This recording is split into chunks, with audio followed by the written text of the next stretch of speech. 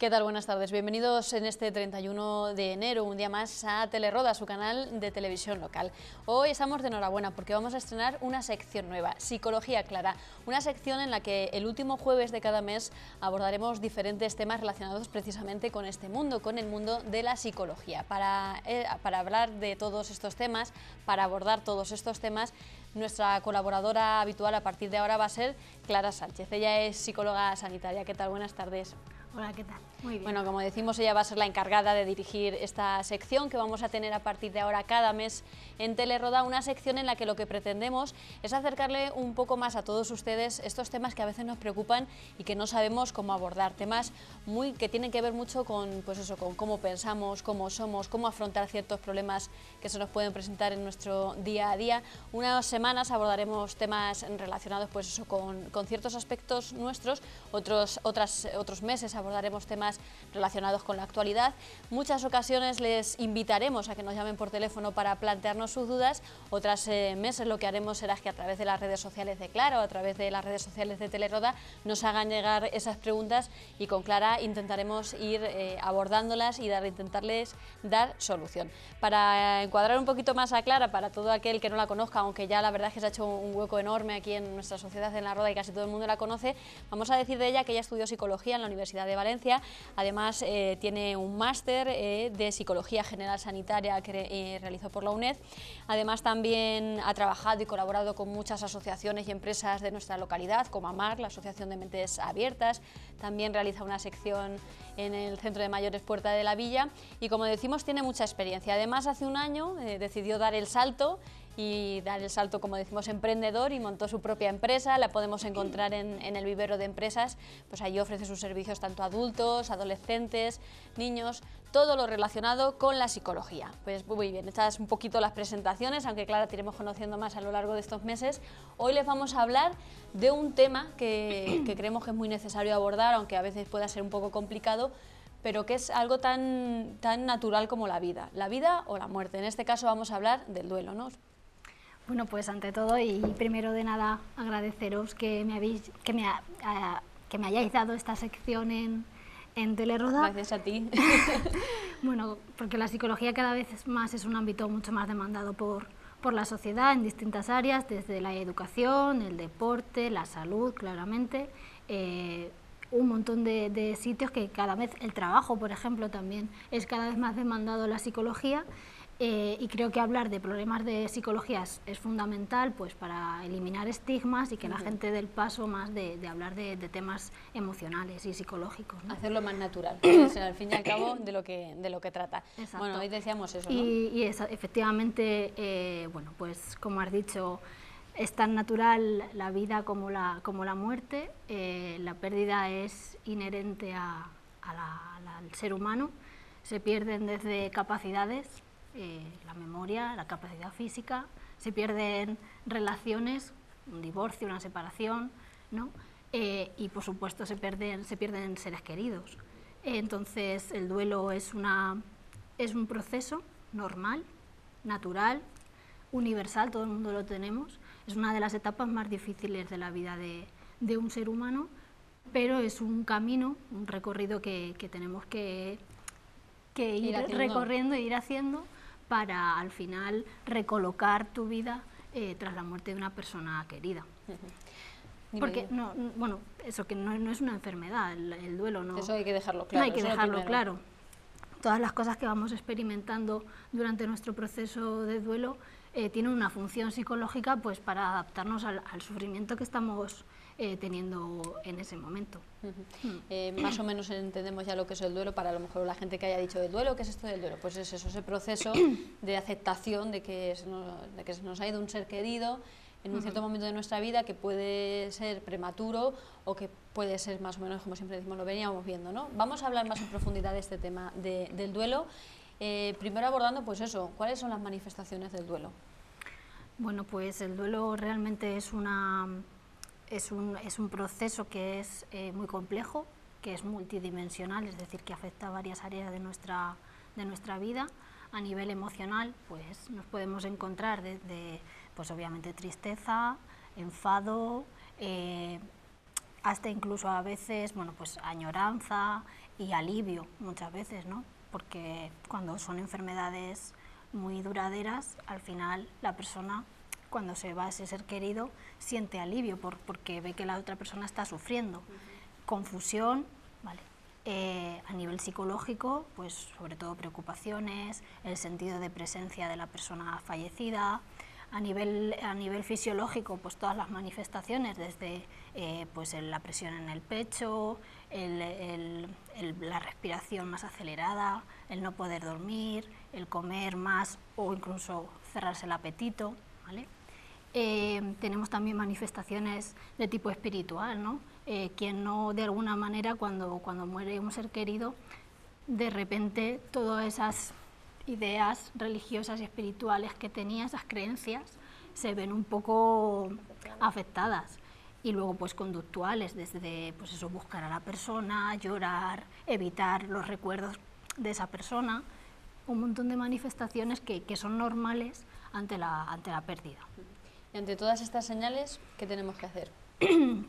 Bueno, pues se pueden hacer muchas cosas, pero sobre todo creo que el duelo hay que atravesarlo y hay que afrontarlo desde una parte activa, es decir, que la persona viva su propio duelo pues con presencia, con conciencia, ¿no? Como comprometiéndose consigo mismo y con sus propios valores personales. De alguna manera hay que pasar en primer lugar por aceptar la realidad de la pérdida, porque si no aceptamos no podemos avanzar. Hay que elaborar nuestro dolor, permitirnos sentir ese dolor y a partir de ahí poder seguir. De alguna manera, si tú no permites que ese dolor esté, se enquista y se prolonga mucho más tiempo.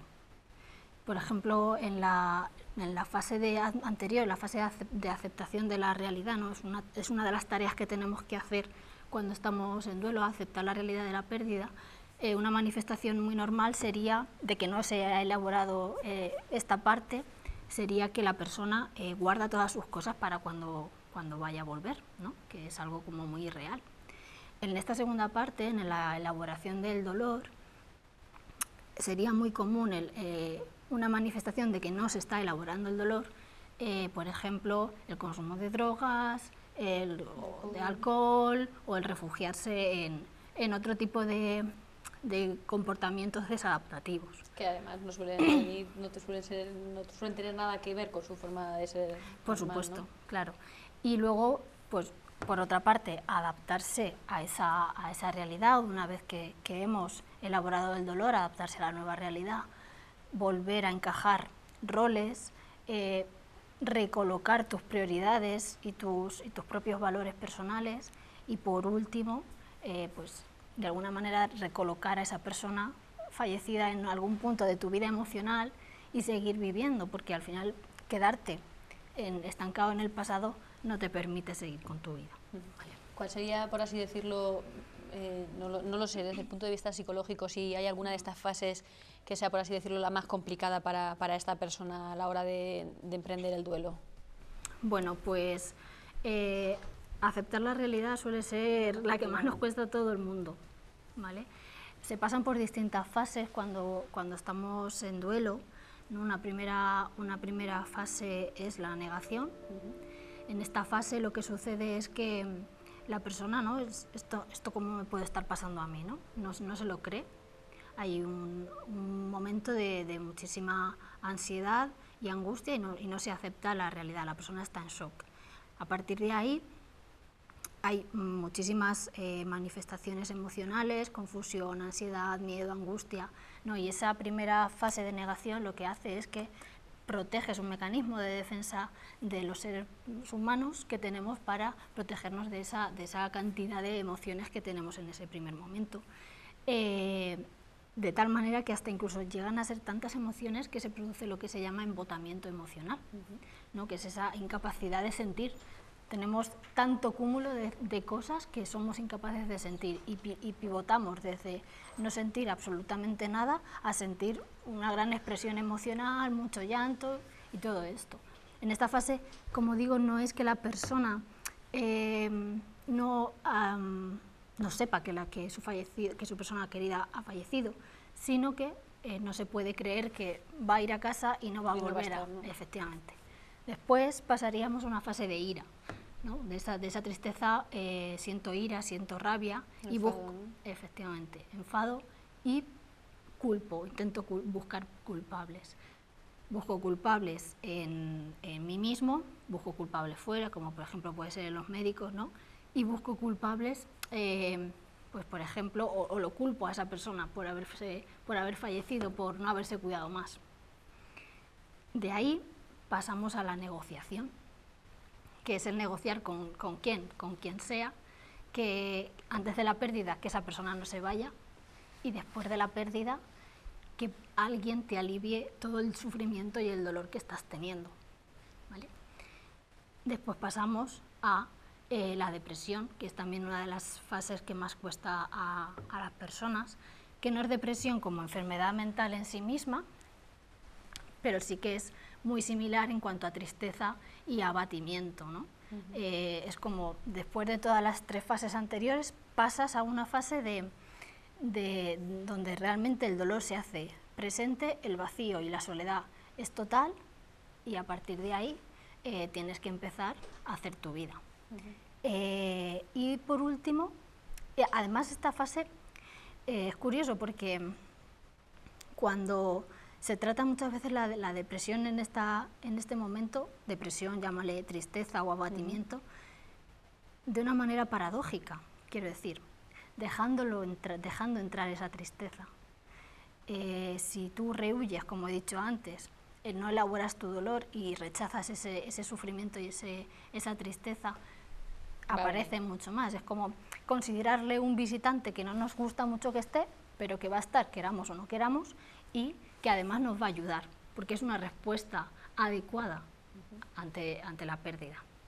Y por último pasaríamos a la aceptación, que es, como digo, muchas veces la que más nos cuesta, porque es decir, esta persona no va a volver nunca más y mi vida a partir de ahora es totalmente distinta. De aceptarlo y tirar para adelante, como efectivamente. Es decir, ahí, por así decirlo, supongo que dependerá muchísimo de cada persona, de cada situación, pero por así decirlo como tiempos establecidos, es decir, hay como un mínimo, un máximo, un tiempo ideal de duelo, ¿esto cómo va? La duración hay tantos duelos como personas. ¿No? Entonces, tanto en manifestaciones es totalmente distinto una persona de otra. También he de decir que en las etapas anteriores no es que todo el mundo pasemos por esas mismas etapas, hay personas que no pasan por esas etapas. O que la juntan. Hay personas que oscilan de una a otra, siguen un orden diferente, ¿vale?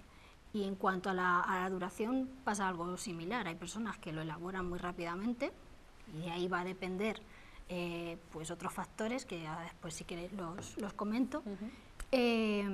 Y la duración pues obviamente va a depender como digo, de muchas otras elementos. Sí que es verdad que en torno al segundo año es el que más nos cuesta, pero a partir de ahí se supone que más de 2 años sería un duelo no elaborado o que podría ser patológico, pero en torno a 1 año o año y medio es totalmente normal todo este tipo de manifestaciones. Además, yo creo que también es un error ponerse tiempos en este tipo de cosas, porque no sirve de nada decir es que en 6 meses tengo que estar bien y si en 6 meses no he estado bien, ¿qué hago con mi vida, ¿no? O sea que hay que darle, no digo tiempo al tiempo, esto es un poco frase de autoayuda, pero es un poco así, sino hacer algo con el tiempo que estás en duelo, que es lo que decía antes, que al final tiene que ser un proceso activo, que no es dejar pasar el tiempo, sino hacer algo con ese tiempo. ¿Y se puede hablar de diferentes tipos de duelo? Sí, bueno, hay muchos tipos de duelo, hay muchas clasificaciones. Está el duelo crónico, que sería pues de alguna manera el que más se ha considerado patológico, que es el que dura más de 2 años, donde se revive la muerte de manera excesiva y la persona sabe que no es capaz de concluir ese duelo. Después tendríamos el duelo retrasado o inhibido, que sería aquel en el que en el momento del fallecimiento no hay una reacción emocional, pero después, o sea, no hay una reacción emocional muchas veces pues porque hay una falta de apoyo, porque la persona se tiene que hacer fuerte en ese momento y por alguien o por algo y tiene que seguir hacia adelante. Pero cuando hay otra pérdida o hay algún estresor externo, aparecen todas las manifestaciones del duelo, ¿vale?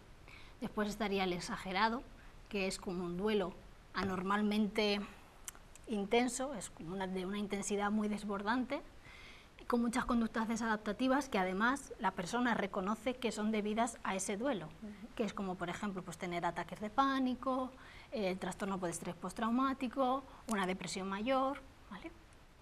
Después tendríamos el enmascarado, que es aquel en el que hay todo ese tipo de conductas desadaptativas, pero la persona no reconoce que es debido a ello, al duelo. Tendríamos el anticipado también, que el anticipado es aquel que se produce antes de la pérdida, donde hay sentimientos que lo que te ayudan es un poco a manejar la pérdida que se va a producir antes o después, y hasta incluso una vez que se ha producido la pérdida, hay lo que digo antes, alivio. Y por último estaría el que se llama lo diré. ¿Puedo ir a mis... Vale. Sí, porque además es eso, aunque tengan los nombres sí, así, pero un poco para que la gente luego entienda. El desautorizado. El desautorizado es aquel en el que, de alguna manera, el entorno de la persona que está en duelo te rechaza que tú puedas estar en duelo, que no acepta que tú puedas estar en duelo. Típico sería, por ejemplo, cuando ha pasado un tiempo, 6 meses, un año, cuando sea, a la persona se le dice, no, tú tienes que estar bien, no puedes estar ya así. Entonces lo que hace la persona es que delante del entorno no manifiesta síntomas de duelo, pero después ese duelo sigue sin elaborarse. O, por ejemplo, también sería muy típico cuando, por ejemplo, una persona pierde a su pareja, es una pareja de homosexuales, por ejemplo, y la familia no acepta que la persona que está en duelo sea homosexual, entonces no le permite estar en duelo por su pareja, ¿vale? Eso serían, hay más, pero bueno, los más típicos, y perdón por tener que ir a mis anotaciones, porque es que si no, no me acuerdo. Claro, sí, es lo que dices tú, hay tantos tipos de duelos como personas, pero por un poco encuadrarlos, ¿no? Para que un poco la gente quizá que nos esté escuchando diga, pues mira, a mí me pasa esto o me pasa esto otro, también es importante, ¿no?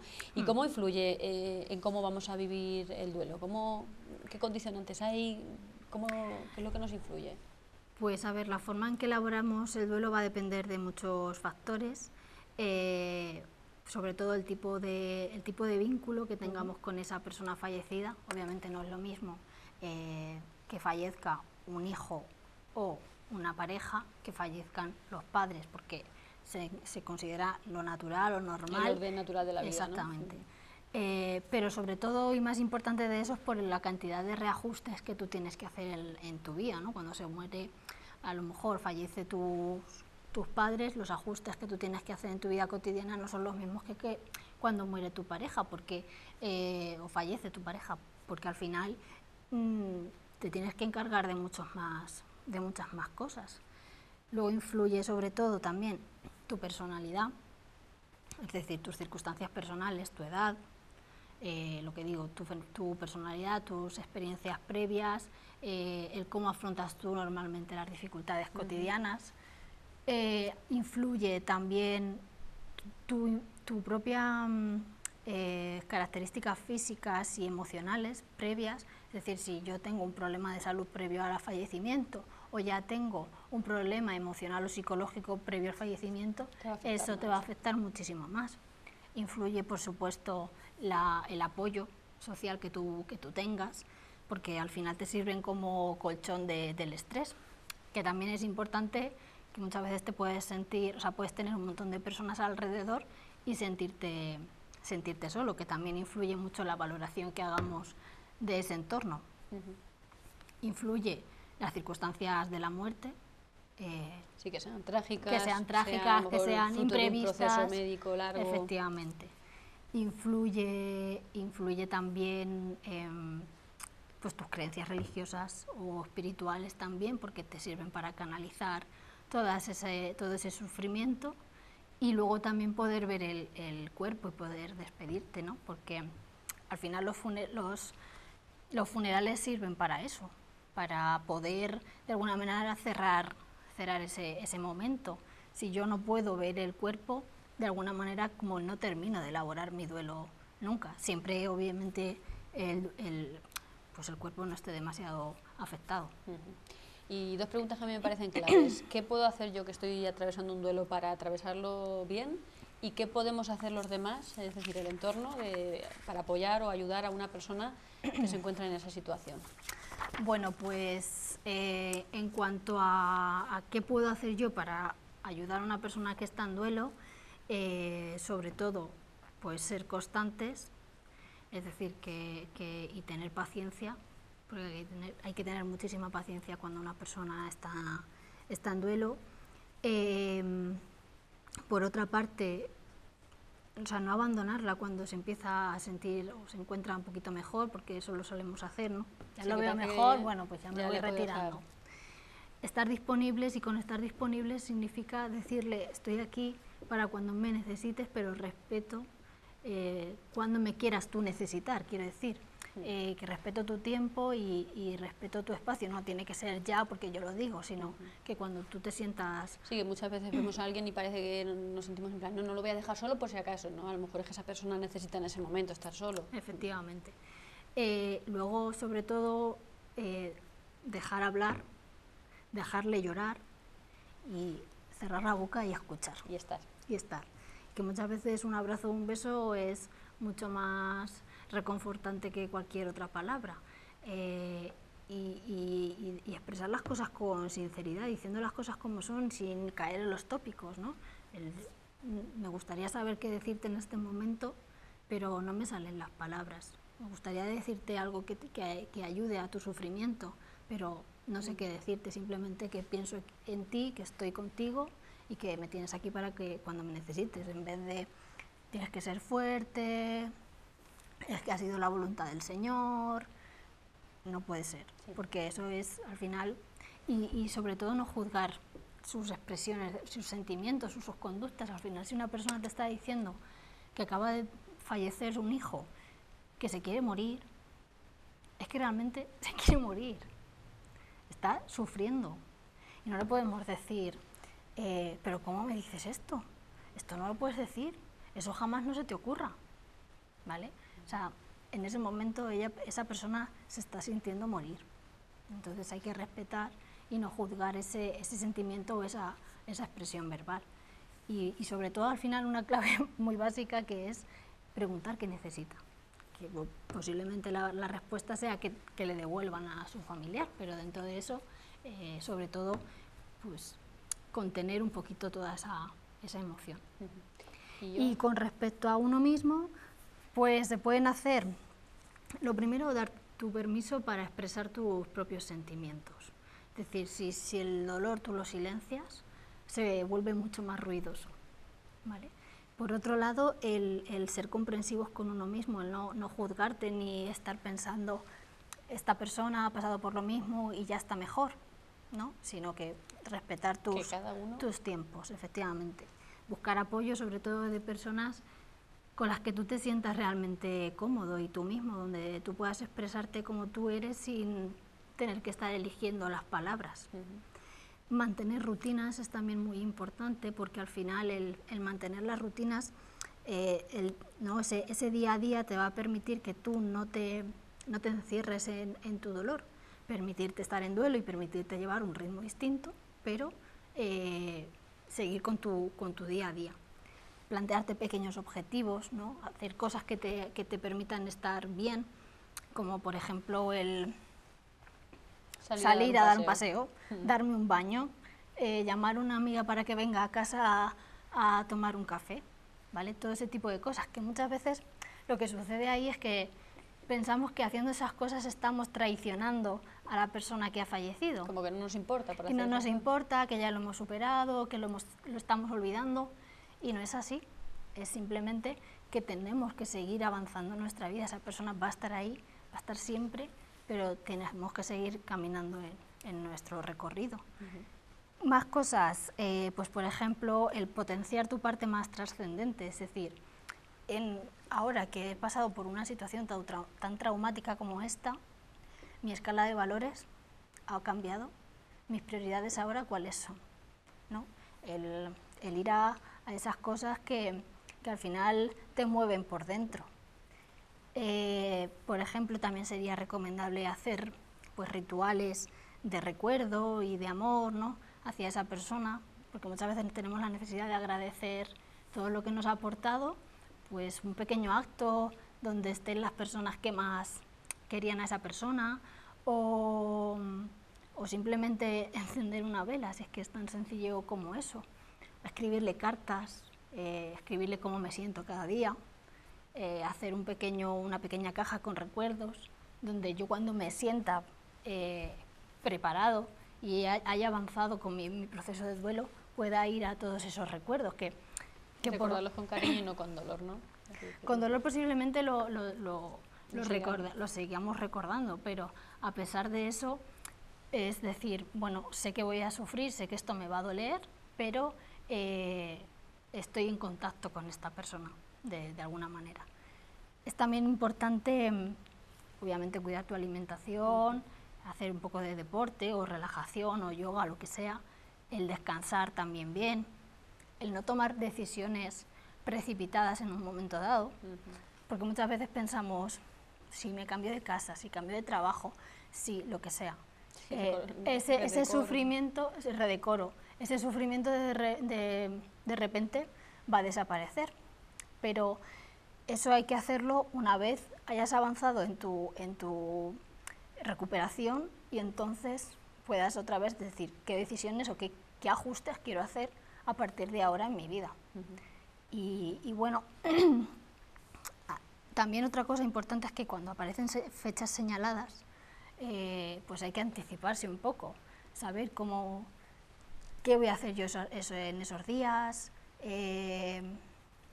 con quién voy a estar, juntar a la familia para decir, pues necesito, yo os quiero, y a lo mejor podemos hacer durante estos días algún homenaje para recordar a esta persona, ¿no? Porque muchas veces, a lo mejor el primer año, hay familias que no festejan la Navidad o el cumpleaños, o sea, se van de viaje, pero al año siguiente la pregunta es la misma, es cómo voy a afrontar yo una Navidad o un cumpleaños sin mi ser querido. ¿Vale? Y bueno, pues esto es un poquito así, cosas que podemos hacer para que nos ayuden, para estar un poco más presentes en nuestro duelo. Nos estamos quedando sin tiempo, pero sí que me gustaría un poco que nos dijeses cuándo hay que buscar ayuda profesional, porque todo esto está bien, el entorno, normalmente estos son los casos más, pero es verdad que a lo mejor hay casos que ya se cronifica, como decías tú, y es necesario dar un paso más y buscar ayuda profesional. ¿Cuándo nos deberíamos de dar cuenta? Bueno, pues sobre todo cuando después de pasado un tiempo prudencial, un año y algo, sigamos rememorando esa pérdida, ese fallecimiento. A lo mejor cuando hay una falta de respuesta emocional en los primeros días, o tengamos pensamientos de suicidio o de intentos de autolesión, ya sea con cortes, por ejemplo, o sea recurriendo al alcohol o a las drogas. Sería pues cuando hay pesadillas, cuando hay un cambio radical de vida, pero sin aceptar que se ha producido la pérdida, ¿no? Cuando se idealiza de una manera excesiva a la persona fallecida, cuando hay mucha sintomatología física, desde ataques de pánico, como digo, depresión, todo este tipo de cosas, o cuando te escapas y generas otra vida totalmente distinta a la que tenías hasta el momento. Bueno, como decía, nos estamos quedando sin tiempo. Queríamos haber abordado otros temas, sobre todo, por ejemplo, enfocados al tema de la adolescencia, de la infancia, que ahí el duelo supongo que se tratará de forma totalmente distinta, ¿no? Sí, es total. Bueno, al final no deja de ser importante que los niños se les dé espacio para poder hablar, que se les haga participar también en el proceso de despedida, igual que los adultos queremos despedirnos de la persona fallecida, los niños también se merecen respetarles sus tiempos y su duelo y poder que de alguna manera se despidan, de una manera quizá más simbólica. Hay que tener en cuenta que el concepto de muerte va siendo diferente dependiendo del nivel de desarrollo del niño y hay que adaptarnos a ese nivel, ¿no? No sé si tengo espacio para mucho más. Nos quedan ya pocos minutos, pero bueno, sí. Pues eso, dependiendo de, por ejemplo, con 3 años o de 3 a 5 años, ellos no entienden lo que es la irreversibilidad de la muerte y por lo tanto ellos piensan que es transitorio y que va a volver. Que va a volver y por eso lo buscan y por eso llaman. Y son muchas manifestaciones conductuales, con pesadillas, con regresiones en el desarrollo, como chuparse el dedo o volver a tener enuresis, es decir, que se haga pipí en la cama, todo este tipo de cosas. Y hay que ayudarles a que, o incluso hasta a veces se culpan a sí mismos, he hecho algo mal y por eso papá o el abuelito ha fallecido. Entonces, dejarle espacio, que también ellos puedan participar en ese homenaje de despedida y que se juegue, que a lo mejor se pueda hacer un álbum de fotos, que puedan hacer algo que ellos les recuerde también a esa persona fallecida. Bueno, la verdad es que yo creo que simplemente con el hecho de tocar el duelo y son niños, un adolescente, daría para otro programa, quizá lo abordaremos más adelante. Ha sido muy interesante todo lo que nos has contado, además decir que recientemente ella también hacía un tipo de charla similar colaborando con Alma Servicios Funerarios, en el que por cierto hubo muchísima gente que nos lo dijeron, o sea que este es un tema que preocupa y de que la gente quiere empezar a hablar con normalidad, ¿no? Así que nada, lo trataremos más adelante, habrá muchos más programas para volver sobre este tema. Para este primer contacto yo creo que la gente va a agradecer que se hable de esos temas. Y Clara, ¿qué nos tienes preparado para el siguiente programa, que recordemos va a ser el 28 de febrero? Bueno, pues intentando que sea algo relacionado con un día especial como es el 14 de febrero, que es el Día de los Enamorados, vamos a hablar de psicología del amor y bueno, etapas o fases por las que pasamos cuando estamos enamorados, qué nos pasa en el cerebro cuando estamos enamorados y todo este tipo de temas, que si alguien quiere preguntar o en concreto cualquier duda que tenga, pues puede preguntarme a través de mis propias redes sociales, como has comentado antes, que es Psicología Clara en Facebook y a través de psicologiaclara.com, que es mi página web. Pues ya lo han escuchado. Si tienen alguna duda de por qué nos enamoramos o por qué me he enamorado de esta persona y no de otra, pues pueden hacerle llegar las preguntas a Clara y en el próximo programa, ese 28 de febrero, trataremos estas cuestiones y más. Pues Clara, muchísimas gracias por colaborar con nosotros y nos vemos. Gracias a ti. Y a todos ustedes no se vayan porque enseguida regresamos con deportes, con fútbol en este caso.